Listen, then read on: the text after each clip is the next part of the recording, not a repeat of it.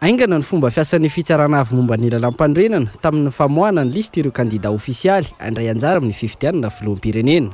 Raha tokony ho amin'ny faha-20 ny volana aogositra ho avy izao ny voahany izany, 4 ora monja tao aorian'ny fahatamperan'ny fanaterana ireo atota taratasy dia izao nivoaka izao ny décision-ny HCC. Araka ny décision laharana fa-20 tsipika HCC/D3 nivoaka tamin'ity androany ity, izay mirakitra ireo kandida ofisialy na feno ny fepetra ka hifaninana amin'ny fiodiana voalohany amin'ny fifidianana filoham-pirenena izay ho tanterahana ny 7 Novambra izao. Andry Nirina Rajoelina, tanora malagasy vonona TGV. Ravelona Rivo Jean avy amin'ny antokom-bahoaka Aba. Mayolo André Christian Dieudonné avy amin'ny Gideona fandraisana ny fahantrana eto Madagasikara. Ernaive Fanirso avy amin'ny zanaky Madagasikara sy ny Patram. Jules Etienne Roland avy amin'ny Mafy. Rasolofindraosolo Zafimaleo Didama avy amin'ny Manajary vahoaka. Rabary Andrianena Paul avy amin'ny Miasa. Rabier Soussara avy amin'ny Parti Libéral Démocrate. Randriamora Satasolo Norbert avy amin'ny Union Démocrate Chrétienne de Madagascar. Ratsiety San Jean-Jacques fa efa mividy no ilain'ny Malagasy. Berzik Jean-Mer avy amin'ny Antsika Madagascar. Rakoto Fringa Richard Razafy avy amin'ny SJAM. Radilofimam Richard avy amin'ny Roso an'ny Démocratie Sociale. Rajonar Mampianina Hery Martial avy amin'ny HVM. Bezaza Marie Eliane avy amin'ny PSD. Ravalo Manana Marika avy amin'ny Tiko Madagascar. Imbe Serge Jovial avy amin'ny Afima. Rajonar Eric Francis avy amin'ny Mamimi.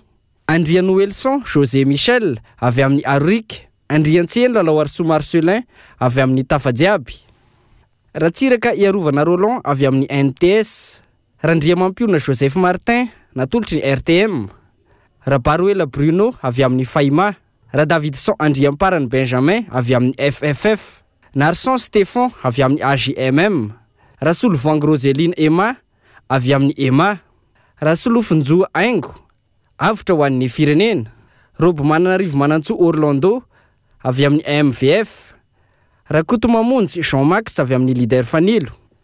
Zavao Jean-Louis avy amin'ny Gasmi. Rasolonjatovo Faly Mampionna avy amin'ny Fitambolany Ela Iad. Tabera Randriamanatsoa Kintana. Ramarson Arlette Parrainage. Mahafaly Solonandrasana Olivier Parrainage. Rafaly Manana Nirado Fomba. Ratsiraka Didier Ignace avy amin'ny Arema. Araka ny décision laharana 20 tsipika HCC D3 nivoaka tamin'ity androany ity ihany koa, ireto avy ireo kandidat tsy nafen'ny fepetra takin'ny lalàna na ihany koa tsy nahampy atota taratasy ka tsy ho isan'ny kandida amin'ny fifidianana filoham-pirenena. Rasoamaka James Andriatsimiety. Rakoto Jean-Pierre. Mahavimbina Alain. Rasoamalala Savaron Armandine Malala. Ratsimbazafy Georges Désiré. Bezara Eliane Virginie Diny Nidoni. Rary Manana Maminirina. Rasolony Anakorody Jean Félicien. Andrianirina Maxa Fabien Olivier. Tsiranana Philippe Madiomanana. Raha ny fantatra ny sabotsy fa 20 aogositra izao amin'ny 10 maraina no tanterahana eny amin'ny Seninany Sana ny atsapaka ahafantarana ny laharana isaloran'ireo kandidat tsirairay avy izay ho ampiasaina amin'ny fifidianana filoham-pirenena ny 7 ny volana Novambra ho avy izao.